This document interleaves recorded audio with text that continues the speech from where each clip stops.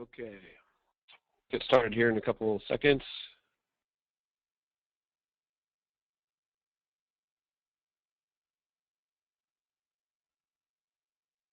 So I'd like to welcome everybody to today's webinar. I'm your guest presenter, thanks to an external. My name is Jason Kreidman, and today's webinar is how to maximize profits with Google AdWords. And so we're going to be talking whether you're a beginner or advanced. These are some tips and tricks I've used over the years, and some new things that can really save money and improve the efficiency, of the campaign and get the most out of it. So let's go ahead and get started. Let's see here.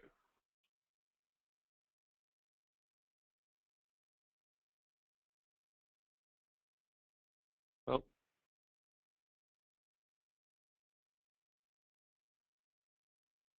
Let's see what's happening here. Okay, so we're going to go ahead and get started. The agenda for today, give you a little bit of introduction of who I am and kind of my background. Really, why do we care about AdWords? We get a lot of people who say, well, I don't want to pay for advertising, while many participate in it and kind of understand what's important about it.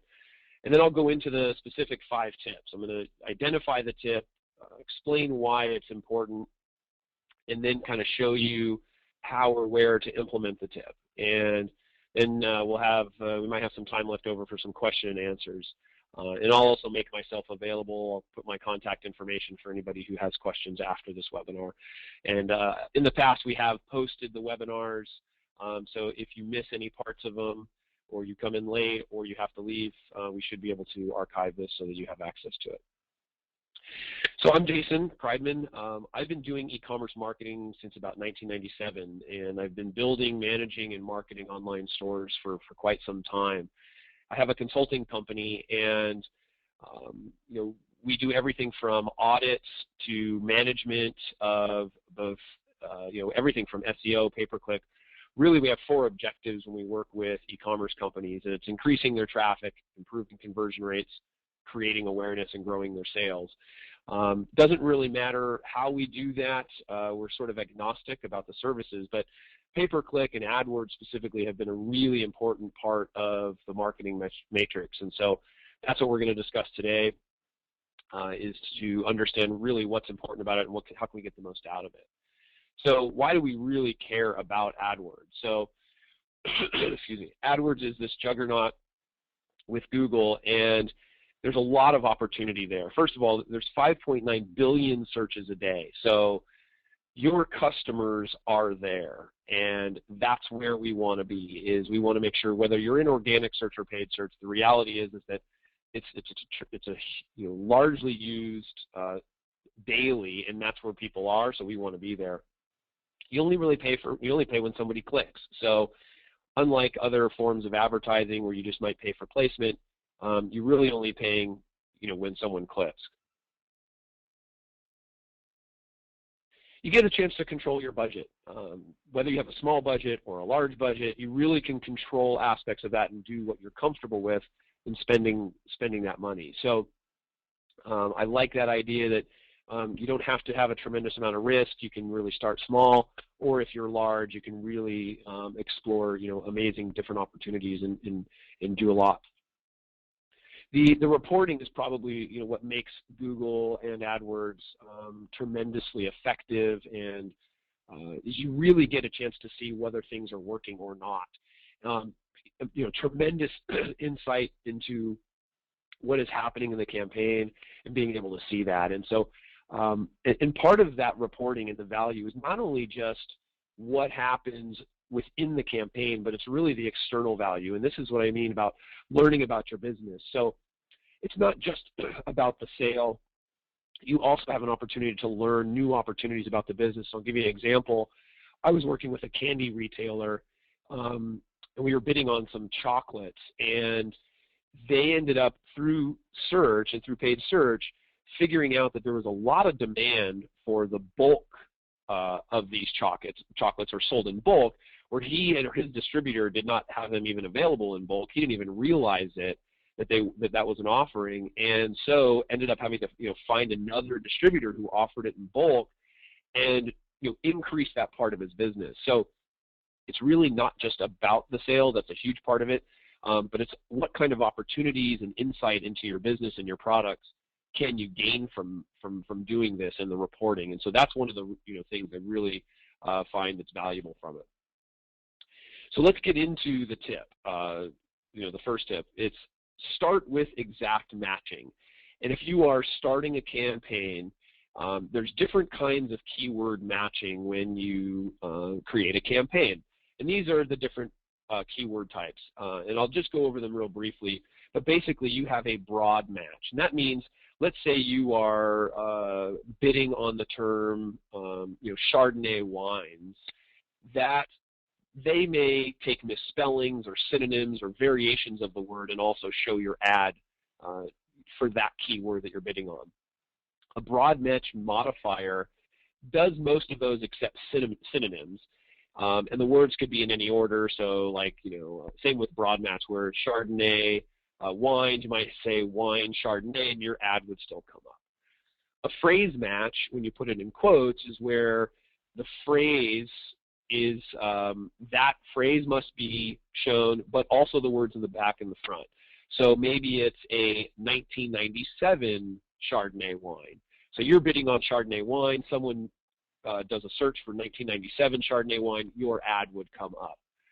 Now, exact term, or the exact match, is when you put the brackets there, and that's going for the exact term that you're listing. And so there's a lot of reasons why I like to start with exact matching. Now, you'll find that agencies, consultants, even Google doesn't do this as much. They might do different phrases and different modifiers to test everything, meaning they'll do a broad match keyword and they'll do an exact match keyword and kind of test those. I have a tendency not to waste money. I really, I like to treat things as if it's my own money, and the fact is that you can do a lot of waste and a lot of waste to spend when you're not understanding exactly what keywords are working. When you're in the testing phase, you don't want to waste money. And so what happens, most agencies, as an example, they say, let's put a whole bunch of keywords against the wall, and then we'll kind of narrow these down as we go, and then we'll figure out what works best and what doesn't. Well, the problem with that is that during that testing process, you're going to waste a lot of budget. So I have a tendency with my campaigns, I start with exact matching. And then, of course, there's negative match, which, if you had a term that you don't want to come in, and I'll show an example of that later. You don't want your ad to come up, then you would put in a negative term. So most of you probably are familiar with this, but this is something about starting with exact matching is important. And so why is it important? So you're only paying for the clicks really on the keywords that you're going after. There's no extraneous keywords. Typically, you have higher click-through rates and better targeting because you're going through and getting that exact keyword. This often is reduced to wasted spend. You don't have keywords. While you can expand and you have more opportunity with broader match, you're really honing in on the exact keywords that you want to test.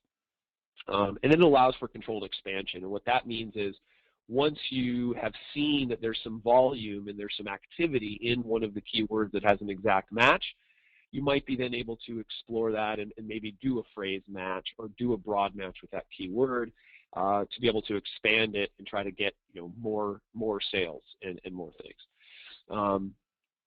So the second tip, let's move on, is the shopping campaigns. And for everybody who's using Nexternal, this is great because Nexternal provides a direct feed to the merchant center, which is where the AdWords feeds off of. So you can automate your products, and many of you probably do. You can automate the upload of your products in order to do this.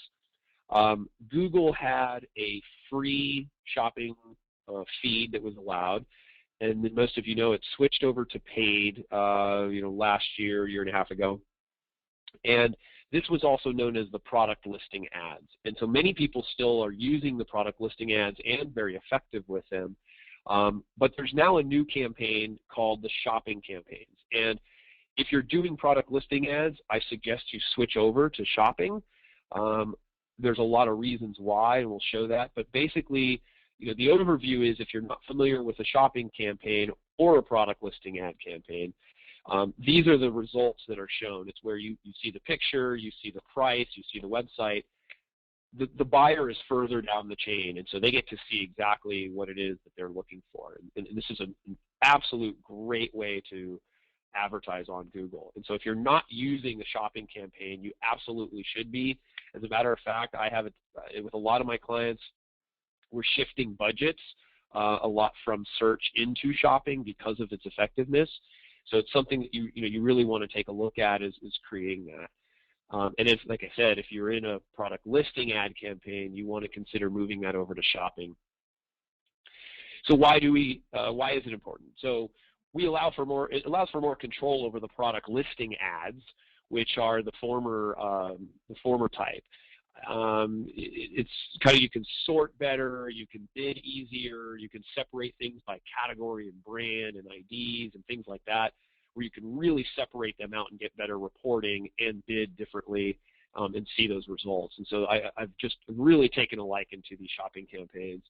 And if you're doing search, meaning you're bidding on keywords, the cost per click is typically lower in the shopping, and that's because there's less competition, and usually then the less cost per click or lower cost per click results in a lower cost per conversion. And I'm seeing that across client campaigns, which ultimately is a better return on your investment. So it's really, really important to make sure that if you are doing AdWords advertising, the shopping campaigns is where to do it. And so how do you set it up? Well, I will be candid and say there are some basic elements to setting it up, but to do it really thoroughly and really bid on it and stuff, it is a little more time consuming. Nexternal gives you a tremendous heads up, or I should say an advantage, by doing the automated feed. And so that really, really saves time. Whereas, I've seen other situations where you have to get a spreadsheet and you've got to just go down every single product, and configure it, and that can be extremely time consuming. So, External makes it really easy to do that. And so where it is when you're in you're creating a new campaign, you're simply just selecting shopping. And what I did is I also put a link down in the webinar so that if you want to learn more about the shopping campaigns, Google provides a tremendous amount of information, which you can go and read that, and they show how to set those up, or you can use a consultant to do that as well. So the third tip is bidding on your brand. And so I get a lot of people I do a lot with people both in SEO and in pay-per-click, and they often say, well, people are looking for me and they find me. They already know, if they're looking for me, how to find me on within organic. And there's a tremendous argument for bidding on your brand, and there's been a tremendous amount of case studies and such, and there's some data, for that. Really, it's a very cheap click cost. You don't really, there's typically not a lot of competition. There can be some, and the truth is that 2 links are better than 1. So what that means is if you're showing up in the pay-per-click and then you're also showing up in organic, you've got more real estate on the page, and more likely that someone's going to click on you. And of course, it looks good. It just, the fact that someone's looking for your brand and they see that you're prominent, you're there, whether it's your brand or your product names that might be specific, either of those are important. It allows you to control your messaging prior to them visiting you. So you might be able to talk about a special that you have, or seasonal, something seasonal, or something that you want to highlight. And you can really control your messaging about what it is that they see first and making a good first impression. And then finally, fighting off competition, which, if other people might have other pages about you, or if you do have if you're in a really heavily competitive area, you can make sure that you are being prominent and fighting off any other competitors from possibly bidding on you. So that's something that you might want to consider.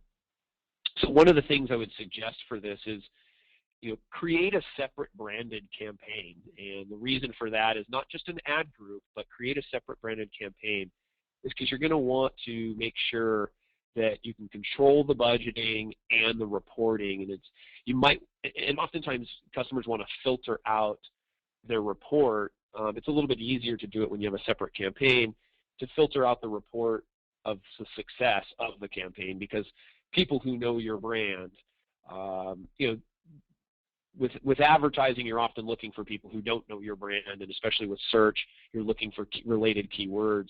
So this is an opportunity to kind of separate that out to really see the success of non-branded campaigns, which people typically like to see.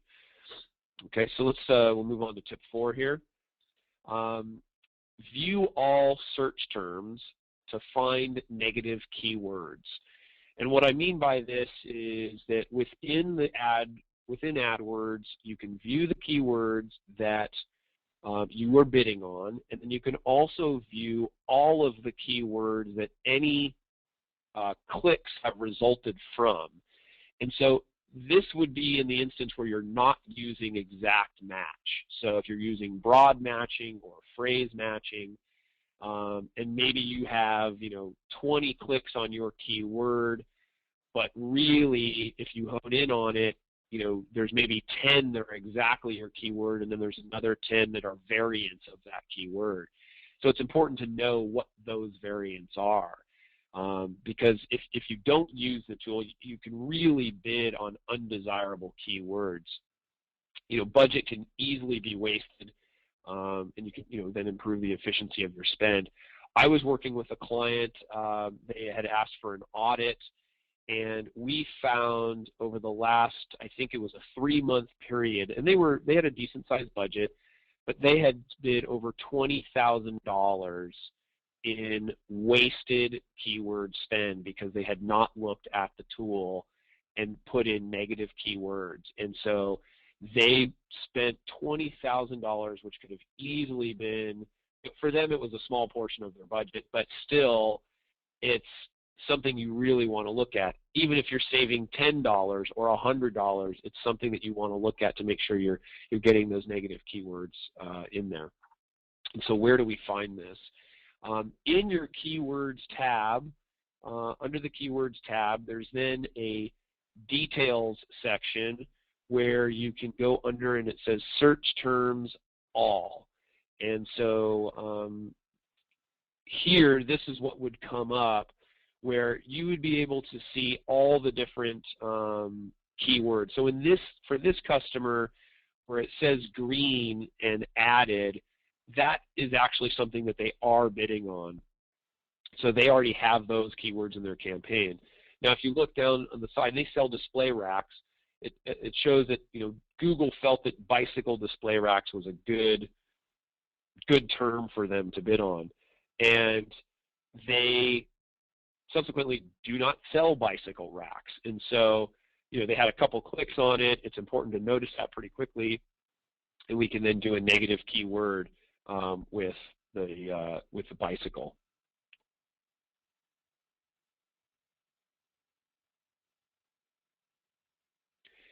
So the last tip is using site links, and site links are inside the campaign. This is a feature that Google offers you to use, and if you're not using them, you better.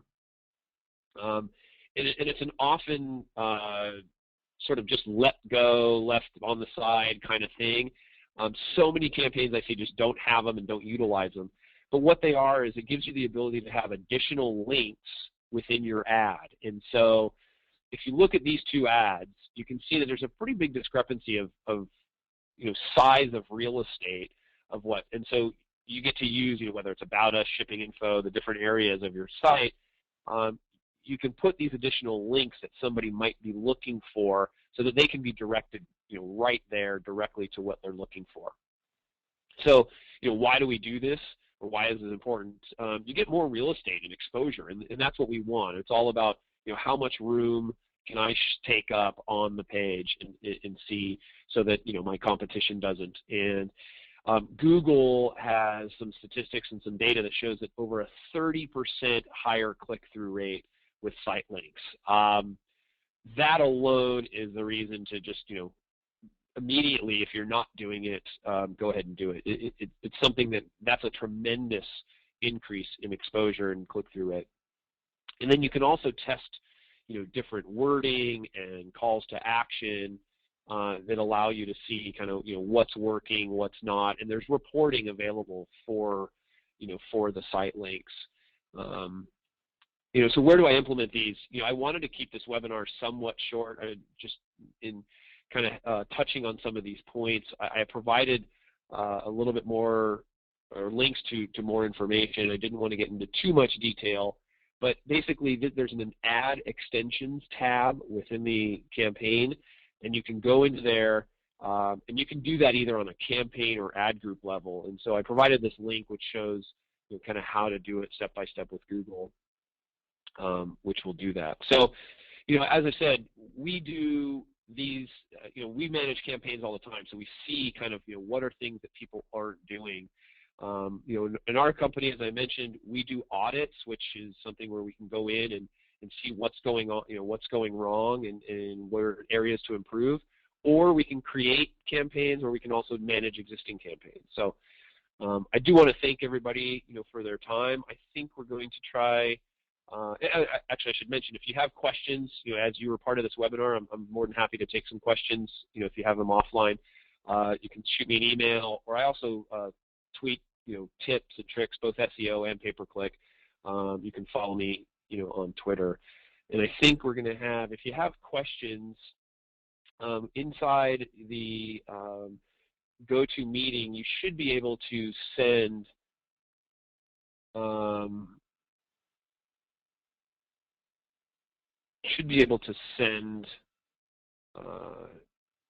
question in, and I'll see if any of these we can maybe answer. So let me see here.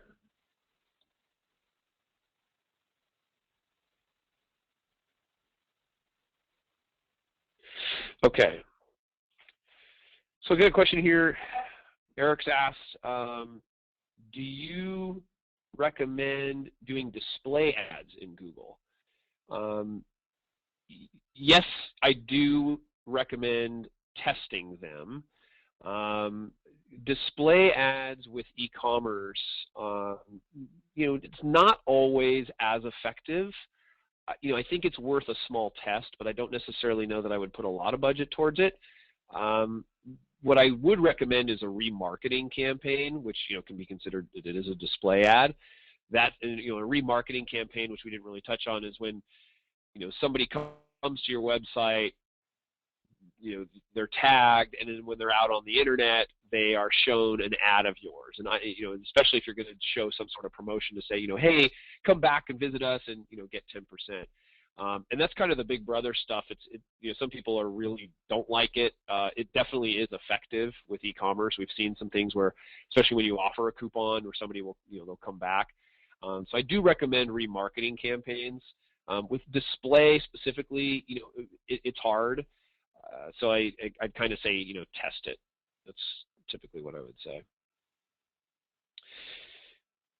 Let's see here. Do you think putting the phone number in the ad is valuable? I do. I think that some people will say, well, it takes away from clicks, but really my philosophy would be is, who cares whether they're calling you or clicking on it? You want a sale. And so I do think adding the phone number, which is another extension, is important. Google has some tricks to be able to, track that. So I think putting the phone number, especially if it's it's a toll-free number, is kind of showing that you are, fairly prominent and that you're, available, and there's a live human there. If you're a local business, then yeah, the local number could be valuable to kind of show you, like, yes, we are local. We're not a national company. Maybe that we really cater to the local audience. And so you might want to just kind of decide, maybe if you do both, then have a localized campaign that shows the local number, and have a national campaign that shows a toll-free number. So let's see here, Philip. Should I bid on my competitors?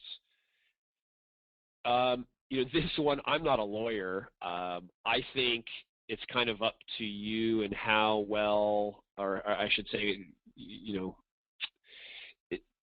A lot of people do. I always make sure there's a disclaimer in saying you have to be prepared for whatever that could cause. It can be effective. What I will say is that you really don't want to bid on competitors and use their names or anything in your ads, and that's something that typically Google will police. So I do think that bidding on competitive terms, sometimes their brand is, and if it's an open, especially if they're doing it on yours and you can do it on them, just don't use their term or their and obviously trademark terms within your ads.